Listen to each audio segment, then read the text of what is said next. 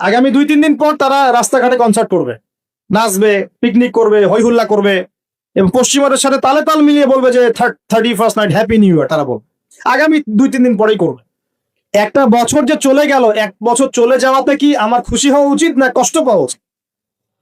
মনে করেন আপনার 60 বছর হায়াত আছে বা আমার 60 বছর হায়াত আছে, কথার কথা বলছি। এখন এক একটা বছর যে চলে যাচ্ছে, আমি কি মৃত্যুর দিকে একটু একটু করে আগাচ্ছি না? আপনি আগাচ্ছেন না কি ভাই? কথা বলেন, আগাচ্ছে কিনা?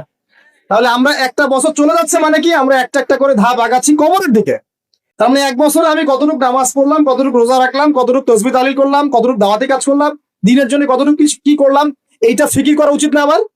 আমার জীবন থেকে একটা বছর চলে গেল মানে আমি কবরের দিকে এক ধাপ এগিয়ে গেলাম।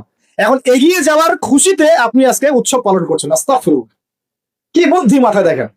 জীবন থেকে একটা বছর হায়াত কেটে পড়ে গেল, এটাতে সে খুশি হয়েছে এবং খুশি হয়ে সে উৎসব পালন করছে, কনসার্ট করছে, ঢাকঢোল পিটাচ্ছে এবং পিকনিক করছে।